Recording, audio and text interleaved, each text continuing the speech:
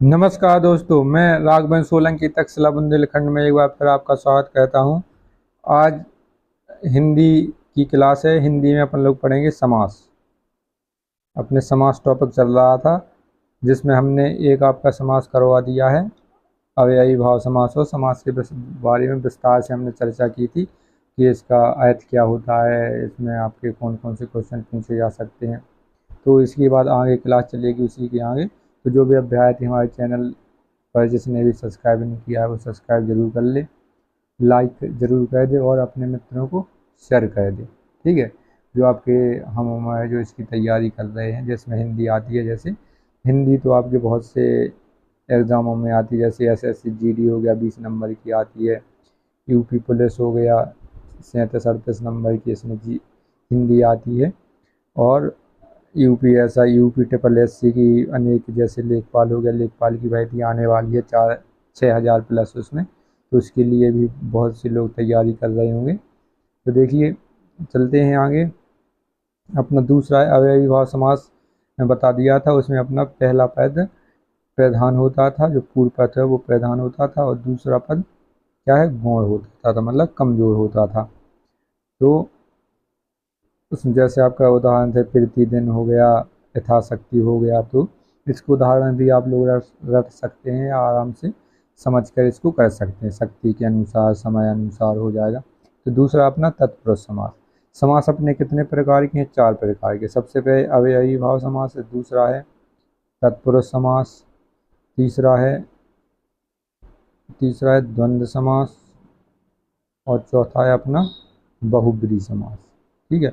लेकिन इसमें क्या है, 4 मुख्य रूप से अपने 4 हैं, और तत्पुरुष समास के 2 और हैं आपके। एक है कर्मधारय समास और दूसरा है द्विगु समास। द्विगु समास हो जाएगा। तो कुल मिला के अपने 6 हो जाएंगे, मुख्य रूप से अपने 4 हैं। तो ऑप्शन में आपके क्वेश्चन पूछा जाता है कभी कभी, तो आपके मुख्य रूप से अपने 3 हो जाएंगे, और अधिकतम कितने हैं? 6 समास हो जाएंगे। तो दूसरा नंबर का पढ़ते हैं अपन लोग, तत्पुरुष समास। जिस समास में पूर्व पद विशेषण होने के कारण गौण तथा उत्तर पद विशेष होने के कारण प्रधान होता है, वहाँ तत्पुरुष समास होता है। अब इसमें चीज़ क्या रहेगी, ये विशेष और विशेषण। विशेषण क्या होता है और विशेष क्या होता है, तो इसको समझना जरूरी है। जैसे हमने कहा राम अच्छा लड़का है, राम अच्छा लड़का है, तो इसमें क्या हो जाएगा, जो विशेष है जिसमें आधा सा है, तो विशेष हो जाएगा राम, जिसकी विशेषता बताई जाएगी, क्या हो जाएगा, विशेष हो जाएगा राम। राम क्या है, अच्छा। अच्छा क्या हो जाएगा आपका, विशेषण हो जाएगा, क्योंकि राम हो जाएगा विशेष, और विशेषण क्या हो जाएगा, जिसकी विशेषता बताई जाए। जैसे सीता सीता नाच रही है, तो सीता क्या हो जाएगा, इसमें विशेष हो जाएगा। नाचना क्या हो जाएगा, इसमें विशेषण हो जाएगा, मतलब कुछ विशेषता उसके पास, नाचती है, नाच रही है, तो ये आपका विशेषण हो जाएगा। तो इसमें पूर्व पद विशेष होता है, जिसकी विशेषता बताई, जिसकी वजह से वो कमज़ोर होता है या गौण होता है। उत्तर पद विशेष होने के कारण प्रधान होता है। मुख्य वाक्य अपना कर्मधारय समास उत्तर पद से मुख्य प्रधान होता है, तो उसी से अर्थ ज़्यादा निकलता है। आगे चलते हैं। तत्पुरुष समास के 2 प्रकार से बनते हैं तत्पुरुष समास। संज्ञा प्लस संज्ञा के सर्वनाम से, बनते हैं। जैसे युद्ध का छेद, युद्ध क्षेत्र हो जाएगा। स्नान के लिए गृह, गृह स्नान हो जाएगा। स्नान के लिए गृह, स्नान गृह हो जाएगा। यहाँ से किस प्रकार बन रहे हैं, इसमें आ जाएगा जैसे संज्ञा से बन रहा है। जैसे युद्ध क्या है आपकी, संज्ञा क्षेत्र, और संज्ञा के सर्वनाम में इसको छोटा कह देते हैं, युद्ध का क्षेत्र, तो युद्ध क्षेत्र हो जाएगा। इसमें का लोप हो गया। स्नान के लिए गृह, स्नान गृह हो गया। इसमें जो परिसर है उसका लोप कह दिया जाता है। आगे आ जाते हैं, दूसरे नंबर किस प्रकार बनते हैं, संज्ञा प्लस क्रिया मूल शब्द से। जैसे शरण में आगत, शरणागत हो जाएगा। शरण मतलब होता है किसी के आने पे, इसमें क्या होता है, शरणागत हो गया। पथ से भ्रष्ट, पथ भ्रष्ट हो जाएगा, क्या हो जाएगा, पथ से भ्रष्ट, पथ से भ्रष्ट हो जाएगा, मतलब अपने मार्ग से भटक जाना। तो इसको इस ग्राफ से देखते हैं तो तत्पुरुष समास में क्या हो जाएगा, इसमें पूर्व पद ए है अपना और उत्तर पद ए हो जाएगा। ये अपना विशेष है, मतलब जो विशेषता बताएगा, उत्तर पद की विशेषता बताएगा। तो इनका राम अच्छा लड़का है तो राम विशेष हो जाएगा, अच्छा लड़का क्या हो जाएगा, अपना विशेषण हो जाएगा। ये अप्रधान मतलब गौण माना जाएगा और ये प्रधान गौण, प्रधान मतलब मुख्य होता है, जो उत्तर पद होता है वो मुख्य होता है। तो इससे तत्पुरुष समास मिलकर बन जाता है। आगे चलते हैं। विशेष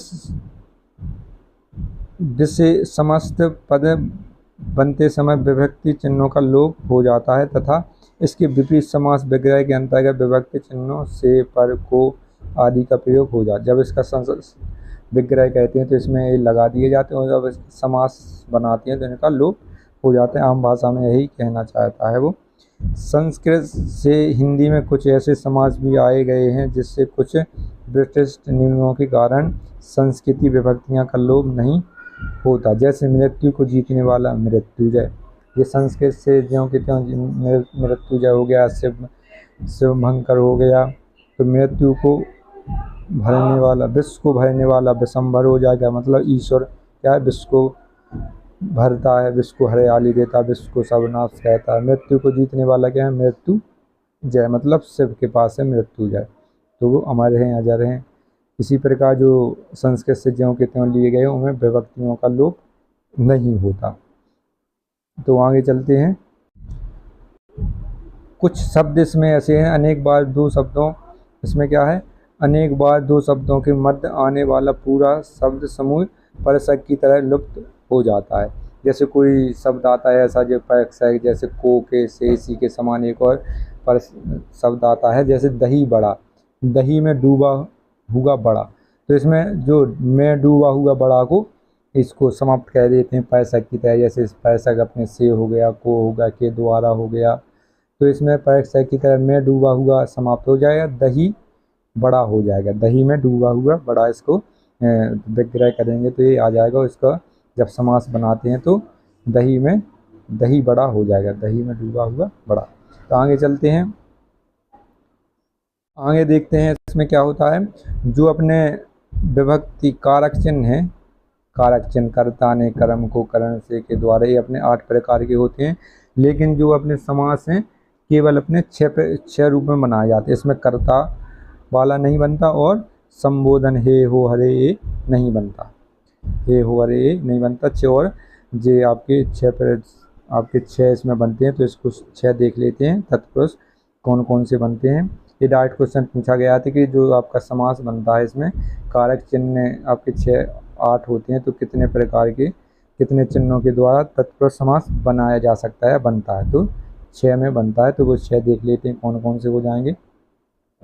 पहला है कर्म, कर्ता, सबसे पहले कर्ता होता है, फिर कर्म होता है, करण से के द्वारा ये सब आ जाता है। तो इसमें कर्म कर्ता हट जाता है, फिर आता है पहले नंबर है कर्म। तो कर्म में क्या होता है, पहला इसका उदाहरण है गिर, इसमें पहला उदाहरण है गिरह कट, गिरह को काटने वाला। तो कर्म का क्या होता है, को, या को में इसका विभक्ति चिन्ह क्या है, को। तो ग्रह को काटने वाला, जब इसका विग्रह करेंगे तो ग्रह को काटने वाला आ जाएगा, इसको समास बनाएंगे ग्रह कट हो जाएगा। इसके बाद इसका दूसरा उदाहरण है स्वर्गवास, स्वर्ग को प्राप्त या स्वर्ग को में वास करने वाला, स्वर्गवास हो जाएगा। इसी प्रकार दूसरा अपना आता है करण, करण मतलब से या के द्वारा हो जाएगा। मन से चाहा, मन चाहा, इसको आप विग्रह करेंगे तो मन से चाहा। इसमें विभक्ति कौन सी आती है, करण से या के द्वारा हो जाएगा। बिहारी रचित, तो बिहारी द्वारा रचित। अगर आप इसे समास पूछा तो ज़्यादा अंदर से पूछ लिया जाता है तो कभी कभी इसके तत्पुरुष समास के कौन सा है, कर्म है या कारण है या संप्रदान है या पादन है, ये भी पूछ लिया जाता है। तो यहाँ से आपके उदाहरण ज़्यादा बनते हैं, देख लेते हैं। डायरेक्ट अपने SSC-GD में तो इतना ही पूछा जाएगा उस ऑप्शन में कि आपका ये कौन से समास का उदाहरण है। तो आप लोग पहले वाला सीख गए हैं। और इसके बाद तीसरा आता है रसोई घर, रसोई के लिए घर, संप्रदान के लिए हो जाएगा। संप्रदान का आपका विभक्ति का चिन्ह क्या है, के लिए। तो रसोई घर, रसोई के लिए घर हो जाएगा। मार्ग या व्यय, मार्ग के लिए जो व्यय होता है या उसको जो धनराशि लेके जाती है मार्ग के लिए व्यय खर्च करने के लिए, तो मार्ग के लिए व्यय। अपादान हो जाएगा, अपादान ज़्यादातर पूछा जाता है इसमें, ज़्यादातर जितने भी पेपर दिए हैं अभी, अब अपादान सबसे ज़्यादा पूछा गया है तत्पुरुष में। तो देश निकाला, देश से निकाला, मतलब किसी अपादान मतलब होता है किसी चीज़ से अलग होना। पेड़ से पत्ते गिर रहे हैं तो अलग हो रहे हैं, दीवार से बिल्ली कूद रही है तो अलग हो रही है, देश से कोई जा रहा है तो मतलब अलग हो रहा है। तो देश से निकाला, देश निकाला, देश से निकाला। ऋण मुक्त, ऋण से मुक्त मतलब ऋण से वह दूर भाग रहा है तो ऋण से मुक्त हो गया है। घर से बाहर जाना, तो घर से क्या है बाहर जाना, तो अपादान कारक हो जाएगा इसमें। किसी कोई चीज़ गिर रही है, बाहर जा रही है, दूर हो रही है या हट रही है अपने पास से, तो वो उसमें अपादान कारक हो जाता है। संपदान में गंगा जल, गंगा का जल, संपदान का के, ठीक है। दीनानाथ, दीनों के जो नाथ हैं, दीनानाथ, गंगा का जल, गंगा जल हो जाएगा। अधिकरण, इसमें में आ जाता है, पर आ जाता है। अधिकरण, नगरवास, नगर में वास। अधिकरण में क्या हो जाएगा, इसका समास क्या है, नगरवास। इसका विग्रह करेंगे तो नगर में वास हो जाएगा। आप बीती, आप पर बीती, जो स्वयं पर बीती हो, आप पर बीती हो तो आप बीती हो जाएगा। इसके बाद तृतीय पुरुष में एक और आता है नज्म समास। नज्म तथा, जिस शब्द में ना के आयत में आ अथवा अन का प्रयोग हो वह नज्म तत्पुरुष समास कहलाता है। अपन इसके उदाहरण देख लेते हैं।